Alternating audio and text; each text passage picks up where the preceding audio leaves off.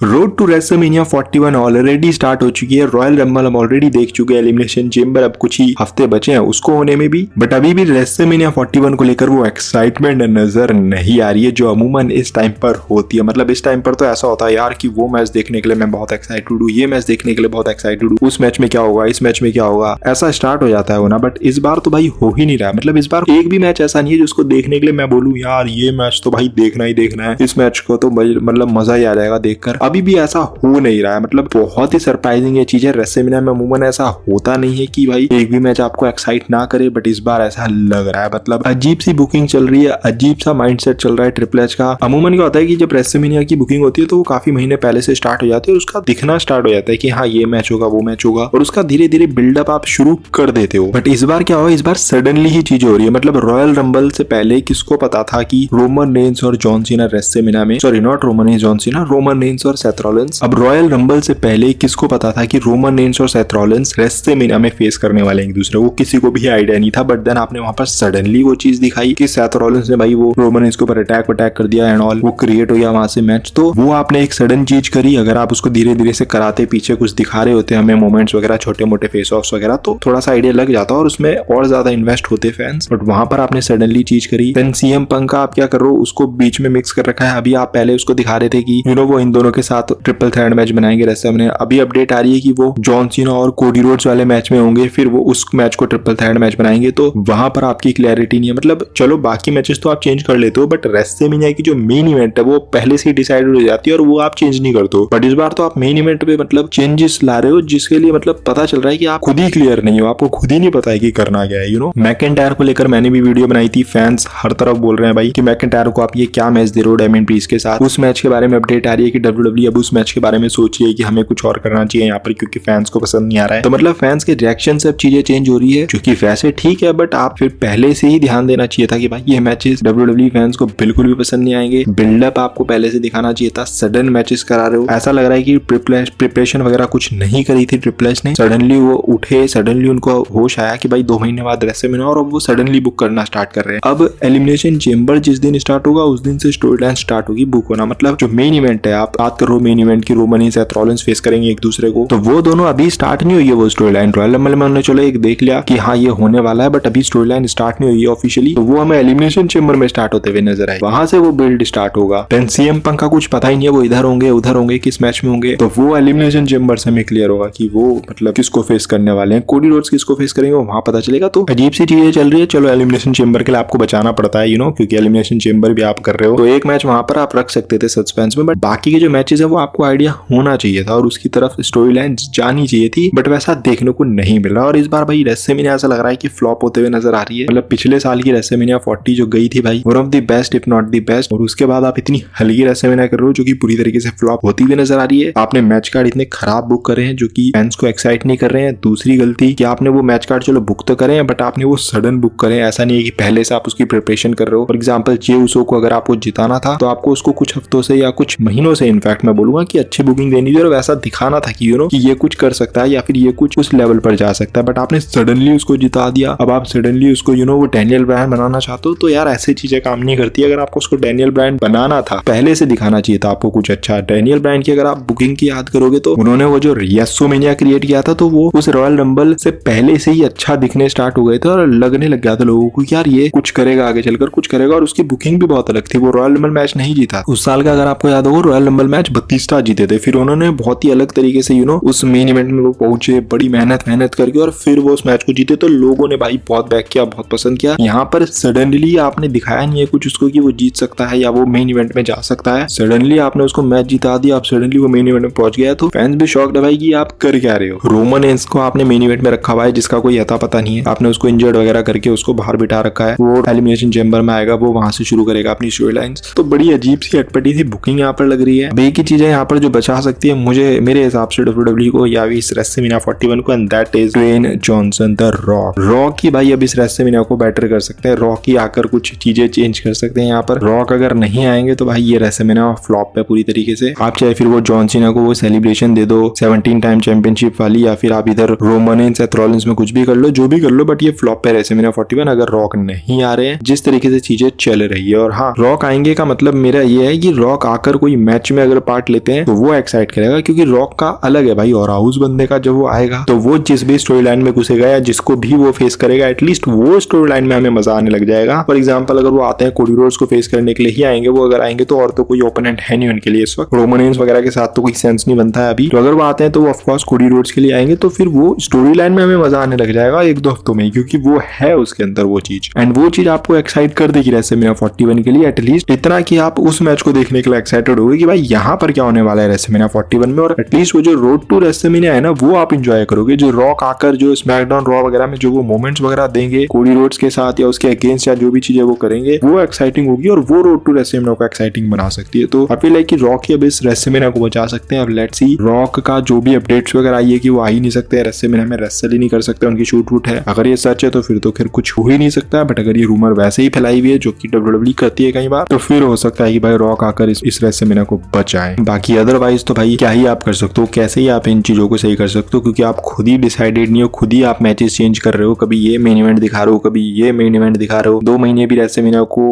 बचे होने में और अभी भी WWE डिसाइडेड ही नहीं है मेन इवेंट को लेकर, तो बड़ी अजीब सी चीज है, ऐसा होता नहीं है अमूमन रेसलमेनिया में। अगर आप ऐसी बुकिंग करोगे, और WWE भी रियलाइज कर रही है कि भाई फैंस एक्साइट नहीं हो रहे हैं, पता चल रहा है उनको, सोशल मीडिया वगैरह आजकल काफी देखते हैं वो, उनको पता है कि भाई सोशल मीडिया पर WWE एक्साइटेड नहीं है, WWE फैंस एक्साइटेड नहीं है रेसलमेनिया को लेकर इस बार, तो कुछ हमें हटके करना होगा, कुछ यहाँ पर यूनिक करना होगा। एंड होता है ऐसा जब ऐसे रिएक्शंस आते हैं फैंस की तरफ से तो WWE को अपने प्लान्स में चेंजेस करने पड़ जाते हैं। लास्ट ईयर वाला ही ले लो आप, वो कोडी रोड्स वगैरह वाला, तो देखते हैं इस बार क्या करेगी WWE, क्या इस बार भी फैंस के रिएक्शन से कुछ अच्छा चेंज ला पाएगी, क्योंकि पिछली बार जो चेंज आया था वो अच्छा आ गया था, फैंस वैसा रिएक्ट ना करते तो हम अलग रेसलमेनिया देखते, वो इतनी एक्साइटिंग ना होती, बट वो फैंस का रिएक्शन आया तो WWE को चेंज करनी पड़ी चीज, और रेसलमेनिया 40 फिर अलग ही लेवल की बन गई थी। तो इस बार फैंस रिएक्ट कर रहे हैं अलग तरीके से, फैंस को डिसअपॉइंटमेंट है बहुत ज्यादा, तो लेट्स सी अब इस बार जो चेंज करेगी WWE, क्या वो इंटरेस्टिंग वाला होगा, क्या वो मजेदार होगा चेंज, या फिर भाई बेकार वाला चेंज होगा, तो वो आने वाला समय हमें बताएगा। बाकी ये मेरे ओपिनियंस थे मेरे, आप एक्साइटेड हो इस रेसलमेनिया को देखने के लिए या फिर नहीं, या आपके मन में सिर्फ एक ही एक्साइटमेंट है कि भाई जॉन सीना रेसलमेनिया में जीत जाए और जॉन सीना वो रिकॉर्ड ब्रेक कर दे, बस एक यही एक्साइटमेंट है। मुझे पता है क्योंकि ऐसे भी बहुत सारे फैंस होंगे जिनको ये एक्साइटमेंट हो रही होगी एटलीस्ट कि चलो जॉन सीना अपना रिकॉर्ड वगैरह तोड़ने वाला है, बट ये मैं बता चुका हूँ तुम्हें प्रीवियस एक वीडियो के अंदर कि भाई अगर तुम ऐसा सोच रहे हो कि जॉन सीना जीत ही रहा है तो देन फिर आपको वो वाली वीडियो जरूर जाकर देखनी चाहिए। खैर ये मेरे ओपिनियन थे, अपने कमेंट सेक्शन में अपने ओपिनियंस बताओ। बाकी वीडियो अगर आपको थोड़ी भी पसंद आई होगी या एग्री करते होंगे इन बातों से तो do not forget to like, comment and smash subscribe button. मिलते हैं अगली वीडियो के अंदर, till then love you all and do not give up, just keep fighting.